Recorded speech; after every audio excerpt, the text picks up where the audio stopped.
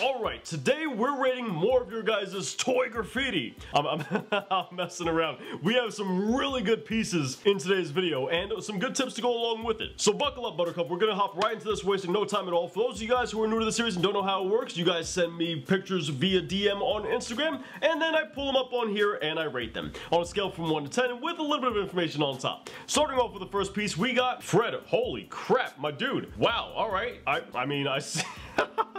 I see this guy came with some really sick work. Look, I really want to give this a 10 out of 10. I really want to give this a 10 out of 10. But I feel like a 10 out of 10 needs to be reserved for the absolute craziest work. The kind of work that has almost no mistakes at all. The kind of work that is so well done to where like you have to struggle to find something wrong with it. And this is almost there. It's so close. It pains me to not give this a 10 out of 10. But the highlights contradicting one another it's gonna do it for me. We gotta give this a 9.5 out of 10 for that reason. You see, if we look at the drop shadow, it indicates that the light is up and to the left. As you can see, this vertex right here is supposed to be this shadow right there. We can look at other parts in order to see the same exact thing reflected, right? So we can't say that the light source is directly above the letter. Otherwise, the drop shadow would have to be down here, and it's not. Now, when we check out the highlights in order to kind of cross-reference that, we see highlight on the left, highlight on the left, highlight on the left, highlight on the right, highlight on the right and left. So now his highlights are indicating that the light source is actually directly above the piece. And as a result, the light and the shadow contradict one another. This is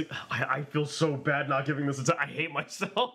This is gorgeous, dude. Editing John here, I gotta interject real quick. I was on a podcast not too long ago with my friend Ramsey. We were talking about graffiti and he asked a bunch of really great questions. We got in depth on a lot of topics. And some controversial stuff as well. I got a link to it in the description down below. Give it a listen. It was really a good time and I know you guys are gonna love it. Suffer. Alright, I can dig it. That's a pretty dope piece. We're gonna give that a good 7 out of 10. And the only reason I say that is because you don't segment everywhere, right? If we look on the S, you segmented this part of the S and the back part of the S. Those are two very notable things in order to rip off the S and kind of segment into their own little pieces, right?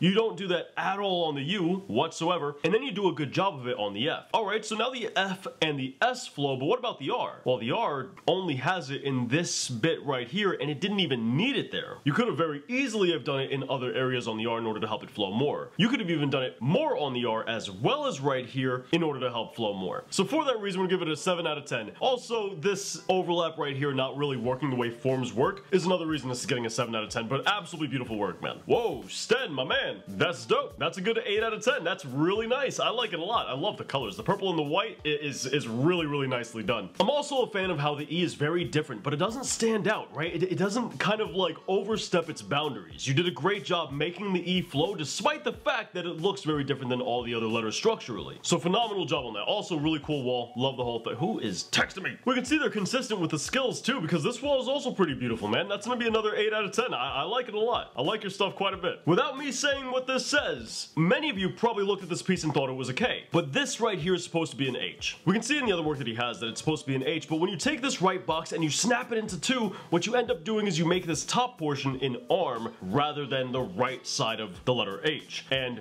guess what letter has an arm on the top right? The letter K. On top of that, when you snap this right side and make it into the way it is here, you also make this lower part into a leg. So instead of having a left side, a right side, and the center box like an H usually has, you now have the left side, the leg, and the arm of a K. We also go to the first letter here, which is supposed to be a C. It comes on down, and you might say, alright, well, it looks nothing like the S, so it can't possibly be an S, but these two letters are E's, and they look nothing alike either. So I wouldn't blame anybody for thinking this was also an S due to this extension that comes out here, which appears nowhere else on the piece, so I would forgive people for believing this wasn't an extension and rather just a sloppy letter structure. And then we look at the drop shadow, which goes in many different directions as well, and for that reason, we're gonna have to give this piece a 4 out of 10. That's gonna be another one of those keep it simple, practice the basics moments. Whoa, alright, dope. I mean, alright.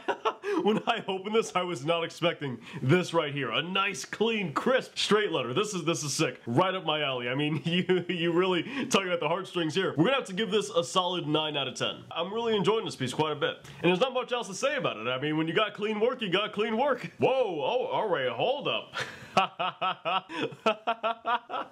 This is sick, this is nice, this is clean, this is crisp. And it's done with, you know, on a wall that may not be legal. So the tension could potentially be there, right? The nerves going. We don't know the risk associated with this. So the fact that they got such clean, crisp letters on what appears to be an illegal spot, amazing. Love it. 9.5 out of 10. I'm tempted. You know what? We're retroactively changing that. I think we're giving this the first 10 out of 10. I think we're doing it. That's top-notch work, man. All right, that pretty much brings us to the end of today's video. Dudes, thank you for submitting so much beautiful work. Like, honestly, you guys crush it every single time. And once again, for those of you guys who got a lower number, don't worry too much. We all start there. That's kind of the fun part of graffiti anyway, right? I wish I could go back to those early days. But on that note, if I earned your like, feel free to hit the button. It helps out a bunch. And if you're new here, subscribe for the best how to do graffiti tutorials and videos like this. We do them every single week. I'll catch you guys next time around.